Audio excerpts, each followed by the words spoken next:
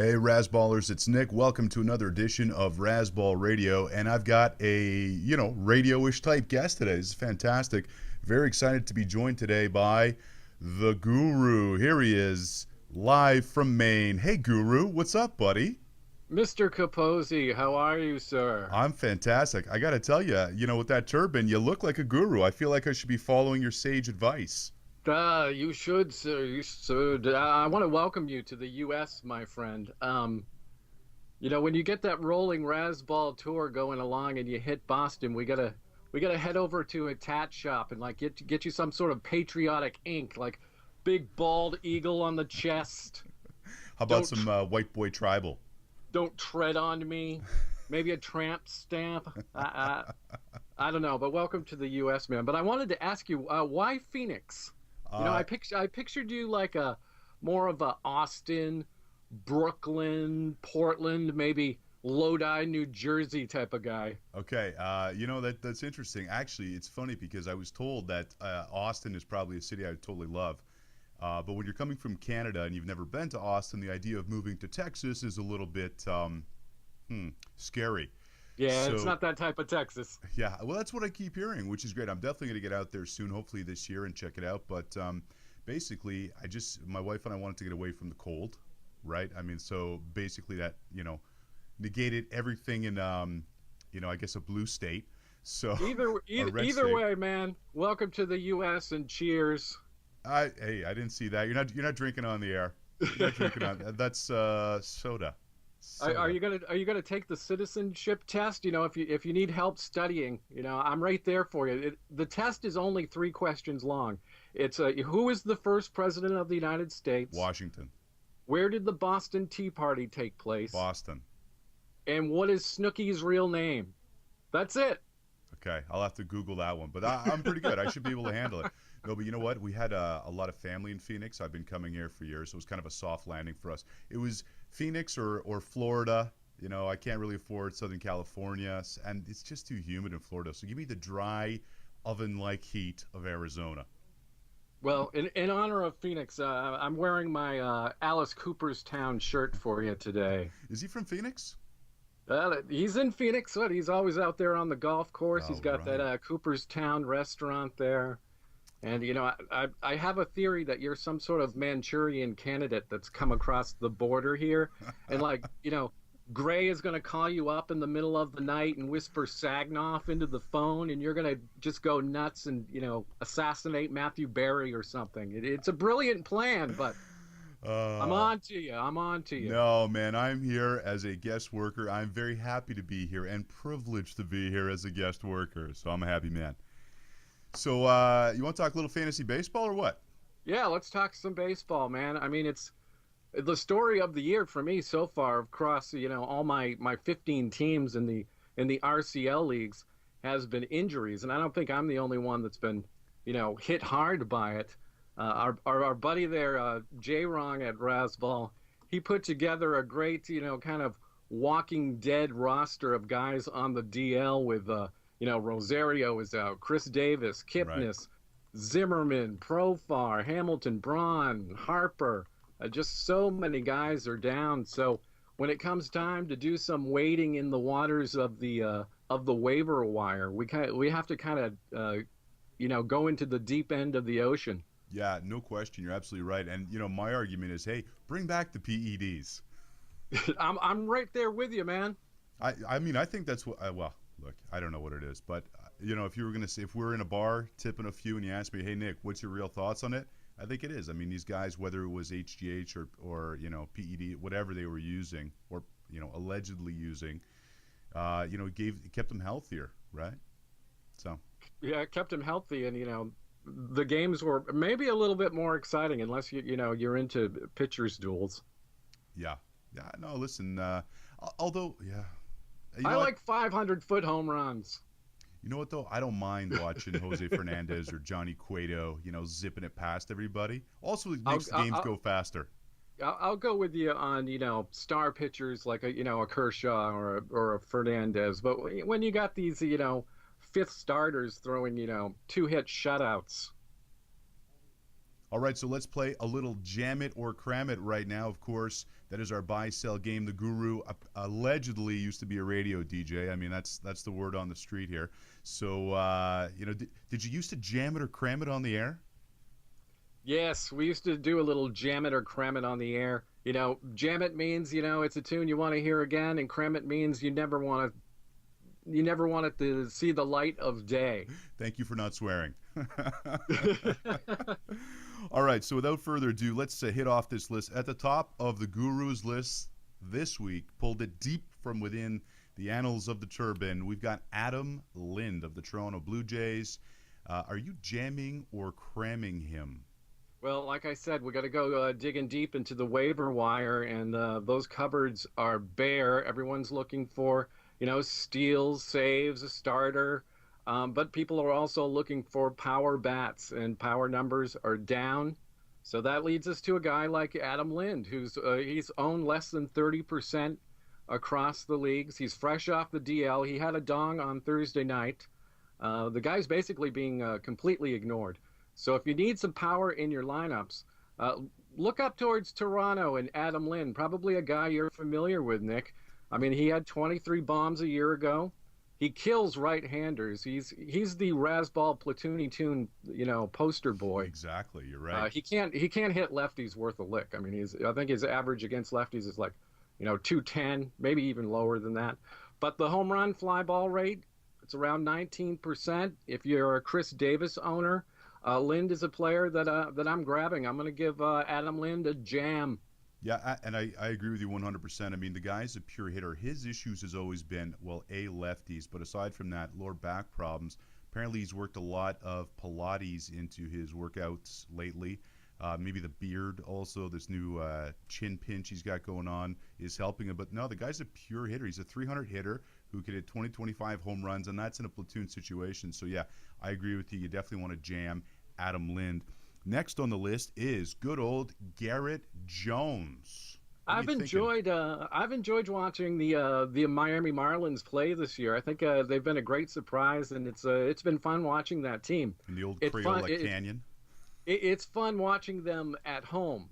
On the road is a different story. And when it comes to Jones, I mean, he's an interesting player. He's had 10 hits over his last 6 games. He's got that dual position eligibility, first base and outfield, which is kind of cool. Right. And right now he has more homers than Miguel Cabrera, Prince Fielder, and Joey Votto. He has 5 homers, 15 RBIs. He's hitting .250. He's a guy a couple years ago who had 27 bombs and almost 90 RBI. Right. He had 20 homers 3 years ago in less than 80 games, I think. So there's legitimate power there. So if you're in a deep league, I'd say go ahead and jam. I mean, there's some other power bats out there like Lynn that I would probably go for. Jones, he can't hit for average. He doesn't walk. He's not going to steal any bases. And sorry to say, but that Marlins team ain't legit, my friends. I'm going to cram on Garrett Jones. You know what, though? One thing I will say, they're fun to watch. I mean, they got some good defensive Absolutely. players, some great young arms. So, yeah, and you know what, too? When those uniforms first came out, I thought they were atrocious, but I hate to admit this, they've kind of grown on me a little bit. And then that field is just horrible. Oh, my God. The Crayola Canyon. Oh, jeez. All right, we got another guy up here. It is time to jam or cram Mr. Drew Stubbs. I'll tell you, when it comes to the Colorado Rockies, I had a hell of a week playing in my DFS leagues, just stacking Rockies across the board. And Drew Stubbs was a guy that I'd throw in there when he was starting in a game. You know, he's kind of another platoony tune type, and he's a guy that I really like when he's playing at Coors Field. So Stubbs has a nice power speed combo. Over the last week, he's hitting 455. He's got a homer, 3 RBI, a couple steals, 8 runs. He can kind of do it all. The knock on Stubbs is getting that regular playing time, and he strikes out a ton. Right. His K rate over his career is plus 30%. He's cut down on them so far this year, and I'll tell you, I do like him as a 5th outfielder. I do like him when he's playing at Coors. So if you're waiting around for guys like Braun or Harper or a Hamilton or Mark Trumbo to come back off the DL. When it comes to Drew Stubbs, I'm going to say jam. All right, we're playing that song again. Let's look at a couple of Sagnoff specials. Of course, Sagnoff saves and steals ain't got no face. Off the top, Peter Bourjos. Yeah, I know the Razzballers are always on the Sagnoff prowl looking for steals and saves. And Peter Bourjos, or as I like to call him, Peter Bourgeois of the Cardinals, he hit 160 in April. He looked bad. He's losing time to the Federalist there, John Jay. I know Borges was one of a Gray special, and I'll tell you, Gray usually gets these things right. And Borges is coming back around. He's back in Matheny's circle of trust there for the Cardinals. He had a good week. He hit his first homer. He's a guy who can steal 40 bags, so that's where your Sagnoff special comes in. And it doesn't look like Oscar Tavares is going to be getting the call-up and manning center field anytime soon there in St. Louis. So I see some real upside jam here. But, upside is one of those fantasy words they teach you at Fantasy Baseball University that means I have no freaking clue if he's worth picking up. So I'm going to say cram on Peter Bourjos until I see a little more. Okay, interesting. You're right, though. He does have great wheels, and he's going to play a lot because he's such an elite defensive player. Another Sagnoff special. What about Hector Rondon? Well, if you need saves, and who doesn't? I mean, it's... across all my RCLs, I kind of punted saves this year and took some guys that aren't helping me at all. So if you need saves, go get Hector Rondon right now if he's out there. I'm not sure what his ownership is. I know I think it's under 50%. The Cubs have 4 saves this year, and Rondon has 3 in a week and a half. The ERA is under 2. The Ks are looking good. The WHIP is hanging at about 1.19. The walk rate is 18-6, and that waiver cupboard is just bare when it comes to closers. Right. So when it comes to Hector Rondon, I say jam. All right. Let's talk. Let's jam or cram a prospect right now. Talk to me about Gregory Polanco. Are you buying the hype? Oh, when it comes to Polanco, I need to get my Polanco fathead behind me as soon as we get off the air. I need to order the Gregory Polanco, or the Gregory Polanco, as I like to call him. He's my monster prospect jam of the week. The kid is a beast. He is for real. He's hitting .398. He's slugging .454. He's got 4 homers, 5 steals, 22 runs, 25 RBIs, and he's only played 25 games. Why this kid is still in the minors? What is wrong with you Yins up there in Pittsburgh? Call this kid up now. I mean, we're talking about a young Barry Bonds here, not fathead roided out Barry Bonds. We're talking about that young Barry Bonds. So when it comes to Polanco, he's my jam of the week if you can get him. We're jamming him. Okay, and let's talk one starter of the week this week. Henderson Alvarez of the Marlins. Watched him a lot when he was playing up in Toronto. Great ground ball pitcher. And again, they got a pretty good infield defense in Miami. What are your feelings on Mr. Alvarez? Well, like I've said, I've watched a number of Marlins games over the past week or so. So when it comes to jamming or cramming a starter, Alvarez is a guy I'm definitely looking at here. He has 3 shutouts in 8 starts this year. He's averaging 6+ innings a start. You're not going to get a lot of strikeouts, with old Henderson. He's not Hernandez. He's not the other guy there. What's his name? Eovaldi. Yeah, extra virgin olive oil. Yeah, he's not him. So you're not going to get the Ks, but the ground ball rate is good, and he's worth a serious look beyond just a stream option. I'd definitely give Alvarez a jam. All right, Guru, really appreciate you joining us. We're really excited to have you jamming or cramming here with us on Razzball Radio. Stick around, though, ladies and gentlemen, or lady, 2 ladies and gentlemans. I don't know, whatever. Smokey is going to join us to talk about bullpens, and as Guru was saying, you definitely need to know what's going on in bullpens this year. Thanks a lot, Guru. We'll talk to you next week. Stay dirty, my friend. Okay, we're back, and now it's time to talk bullpens, which have been an utter disaster this year, like always. It's kind of amazing that we continue to play fantasy baseball with the chaos that is created by bullpen. So let's bring in the bullpen expert, the Razzball loogie himself, Smokey, all the way from Hoboken. Smokey, thanks for joining us today on Razzball Radio, my friend. Hey, Nick, what's going on, buddy? Not too much, pal. Also, too, I got to give you some props because you showed up to the Razzball launch party in Toronto that we did back in March. Had a lot of fun, partied with some great Razzball readers till the wee hours. That was a good night. Yeah, absolutely. I'm glad they let me out, to be honest. Yeah, I know, especially because you had all that stuff taped to your legs. So, so look, there's no point rehashing it. Bullpens are always, a pain in the neck, which is why you're our loogie, buddy. You're here to tell us what's going on with bullpens. So let's start in Southern California. Obviously, in Los Angeles for the Angels, the Angels of Anaheim, of Orange County, whatever they're called these days, Frieri struggled, but there's some other interesting names in that pen as well, including Joe Smith and Dane De La Rosa. So take me through what's happening in the bullpen there. The problem is Scioscia is such a devoted guy to the guy he trusts the most, and that's definitely Frieri. He unfortunately had to go to Joe Smith for a while. That's not Joe Smith's role by any point. Joe Smith is a situational guy. He gets guys out here and there, but he's dominant in spurts. Right. There's De La Rosa's coming back. He's nursing a shoulder injury. He's been out since April.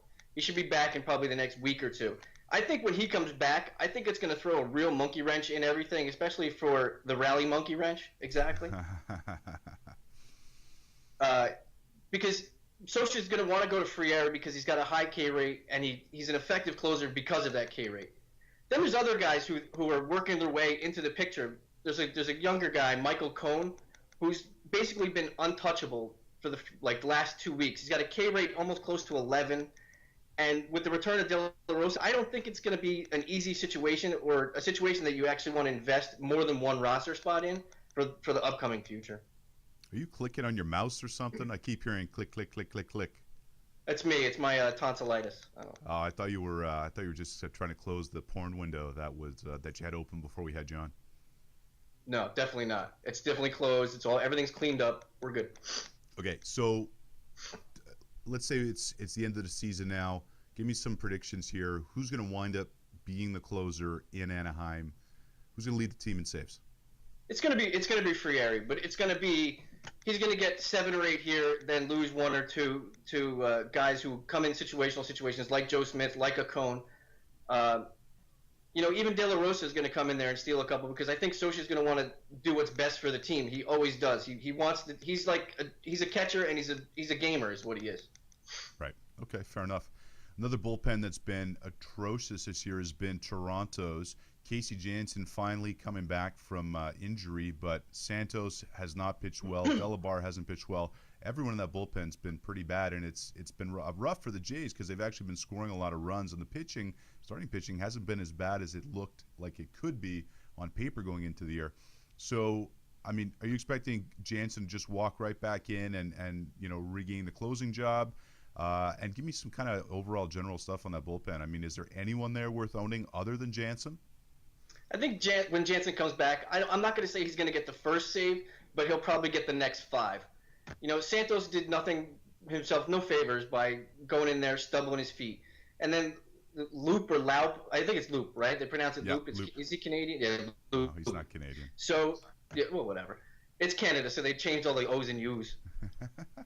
I know I had to change all my computers this week from Canadian spelling to American. Yeah.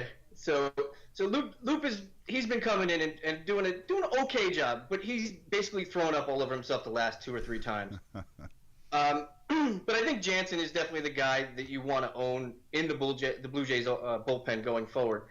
He's probably going to be a little shaky, and they'll probably use him very cautiously. No back-to-backs. Right. Maybe they might ease him in a couple non-save situations just to get his feet underneath him. And you are right. The Blue Jays are basically killing the ball. And I was actually reading something today that I think it was from a Canadian newspaper that said that if Toronto's going to make a run at it, they need to make a run now and trade for one starting pitcher that's on the market. He thinks they're one starting pitcher away. Yeah, but who are you going to trade if you're the Jays? the Jays have plenty of lower level prospects. I mean, Aaron Sanchez is there. Yeah, but and they got some. There's zero chance that they're trading Sanchez. I mean, look, no one's untradeable, but after they traded Syndergaard and Nicolino, I'd be shocked if they traded Sanchez unless they were getting a young, more established, controllable arm. Oh, absolutely. But I'm saying they overpaid for R.A. Dickey at the time, and look at what happened. What happened there? They got Syndergaard, d'Arnaud. You know, if the Jays are within reach here, and you know, there's rumors that there's, you know, if teams are out of it, who's to say that they couldn't give two prospects who they have a good trading relationship with the Phillies for Cliff Lee? Yeah, I'd love to see Cliff Lee, but for some reason the Phillies just don't seem to realize that it's time to throw in the towel. It's early yet. We can all speculate all we want. Yeah, you know what the Jays should have done is signed A.J. Burnett, speaking of the Phillies in the offseason. I mean, he took a one-year deal for $16 million. You know, give him 4 more, he would have come to Toronto. It's actually, his contract's more than that. He got like $6 million deferred. Really? Yeah, it's crazy. The contract's crazy. Like, people were mocking it that the Pirates gave him way too much money. I think they gave him like 12 this year, and it's like $6 million deferred. He's got like a Bobby Bonilla deal. Wow. Okay, let's move back to the West Coast. Let's talk about Oakland. We got JJ and Gregerson kind of vying for the closer role there. What's your take on the situation out in Northern California? Well, Jim Johnson was doing well up until Tuesday when he basically yacked all over himself, but he got away with it because it was an error on himself. To people throwing up on themselves. Is that something that happens regularly in Hoboken? Is that like you're walking down the street and the streets are lined with vomit in Hoboken? That's all I'm saying. Good party town. Can't wait to come there on the football tour. Huge. We're gonna have a blast, man. Trust me. Absolutely. But yeah, he basically got out of. It says 0 earned runs next to his score in his stat line, but he basically caused the error and gave up 4 runs on Tuesday. And I think that was his one audition to get back in the good graces, you know, with the coaching staff there. You know, Ryan Cook, he's injured now. Gregerson, he's not pitching great either. I think he's got a 7 ERA in the last 6 games or something like that.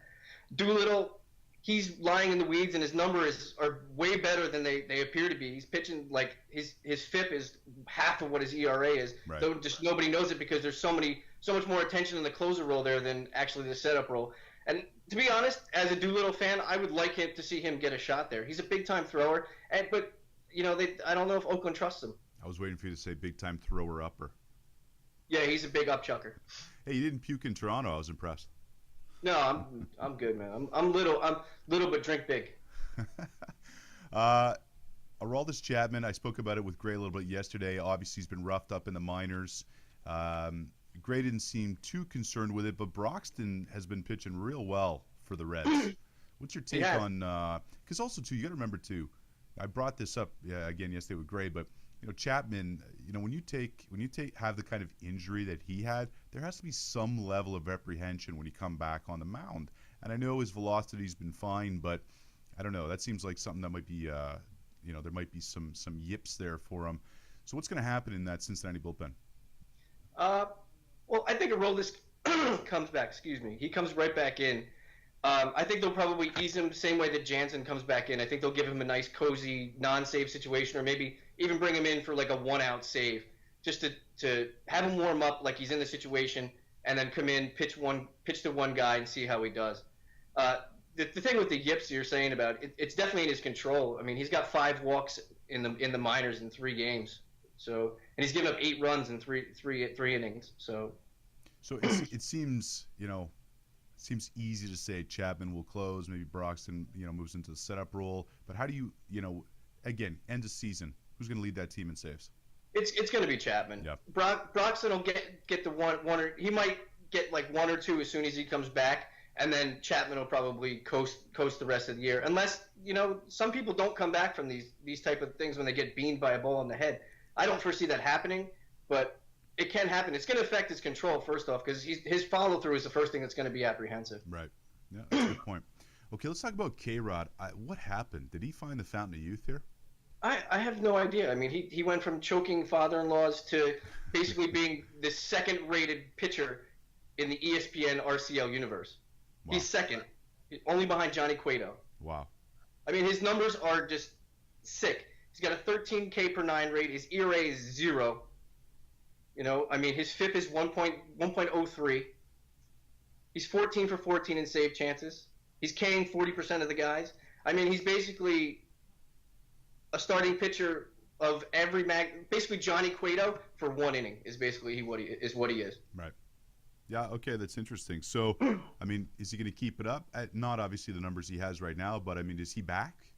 I mean, the numbers say he is. I mean, I don't actually know that he actually went anywhere. He only basically went through like a 9-month stretch at the end of, I think it was 2012 and then the beginning of 13, where he was really not K-Rod. Then he came back in at the end of 13 and was pitching, and his ERA reflects that he's basically been a fairly dominant pitcher, just unlucky. Right. Okay, interesting. I want to talk to you about using other guys out of the bullpen, particularly, setup guys or guys with great K rates. What's kind of and I want you to give me a couple of them in a second, but what's your strategy in terms of trying to take advantage of your ratios by either streaming or running out a lot of middle relievers, particularly if you're in a league that has a cap on starts? What I like to look for are three things. I like to look for guys that are pitching in appearances with leads. Yep. Guys that have a great strikeout to batters faced rate. Okay. And then I like to see guys who are situationally like the guy that the team goes to in certain clutch situations. Basically, there's a clutch factor in like associated to relievers. It's like a leverage situation. There's a high, a medium, and a low. This is all available. We can always reference other sites because I use other sites. People use Fangraphs and BaseballReference.com. Baseball Reference, they have a stat there. If you look up relievers, there's a high, a medium, and a low leverage situation.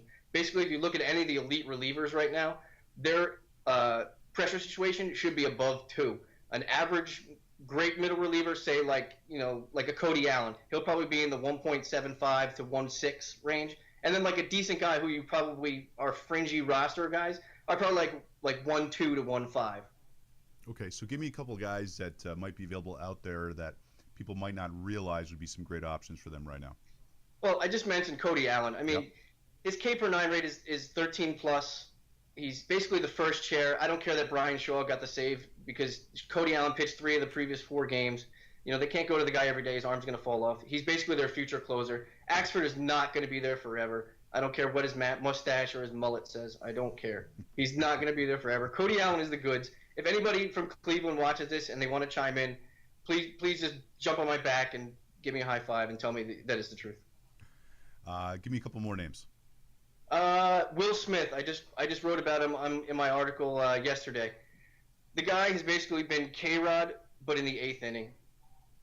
K per 9 rate is off the charts. He's a converted starting pitcher, so he's got endurance. He's got gas for days. He's got a good 3-pitch arsenal. He's basically getting it done in front of K-Rod, and I think K-Rod is feeding off the rest of the Milwaukee bullpen, which has a lot of guys that are pitching well above their heads. Right. And remind me, what day does your article come out on Razzball.com? It's Thursday in the afternoons. There you go. So it gets you all ready for the weekend. Absolutely. You're moving your set around. What are you doing back there, Smokey? Sorry, man. It was a cat, which I don't have. I'm just gonna say it. This may be the result of you having spent the summer chasing after fish on the road. I tell you, man, it was fun. I can't even remember half the days. Okay, hold on. I just want to get into the story real quick. I hope this is okay that I'm going here. Yeah, absolutely. Go ahead. But basically, you followed fish around the country for how long? I caught 53 consecutive shows. And how did you make your way? What was paying the bills for that? Well, we drove around. It was me and 2 of my guys I went to college with. We drove around in it was a 1988 Chevy Lumina. We basically took turns. Whoever just drove got the back seat so they could sleep. But when we got the shows, we made extra money selling stuff and grilled cheese sandwiches on a hot pot that we plugged into the car lighter. I bet you too at a fish show, grilled cheese sandwich carries a lot of weight. Oh, absolutely. You'd be surprised. When you're at a fish show, you're basically partying. So if you see somebody selling grilled cheese sandwiches and a cheap, like we used to sell natty ices, a grilled cheese and a natty ice for $5. Hard to beat that. I mean, and that really paid for your trip. I mean, that's how you guys did it. Yeah, that was gas, and then my one friend had a good bootleg connection, so that paid for gas. Hey, when I get out to Hoboken, we got to go to Carlo's Bakery. Why? I just. Why? It's all gimmicky and touristy, man. The food sucks. All right. So where are we gonna go? We can go anywhere. We can just stand on the street and see better baked goods than what's in Carlo's Bakery. I don't want to see baked people. I want to, have some good. Oh no, I didn't mean baked people, but But there's tons of places to go. We'll get a nice. I'll take it into Jersey here, and we'll go get a nice fresh moot sandwich, a nice super side. Maybe a gabagool. I don't even know what that means. It's all cured meats. Soprasada? Yeah, super side. Super side. Super side. It sounds like you're laying grass. Yeah, exactly. I'm gonna go over there. It's like Scott's with the Jersey accent. Feed your lawn. Feed it. How long did it take you to recover from that fish tour? I mean, how long were you hospitalized at any point? No, I basically decompressed for a while. My mom was pretty pissed at me, but because I had a call her. I was in Tacoma, Kansas. Tacoma. What do you? Washington. Topeka. Sorry, Topeka, Kansas. See, I was in Topeka, Kansas, and I was like, all right, I'm done. So I had to call my mom to get me to fly home. It took me 16 hours to get home from Topeka because I had to fly from Topeka to like Minnesota to Cleveland, and Cleveland to Newark. Yeah, your mother obviously didn't spring for the expensive flight. Hey, on 2 days before the Mother's Day, I love you, Mom. Thank you for getting me home. I'd still be in Topeka. Awesome. Okay, Smokey, thanks so much for joining us. Of course, you want to read Smokey's article every Thursday at Razzball.com. You want to read Razzball.com every day.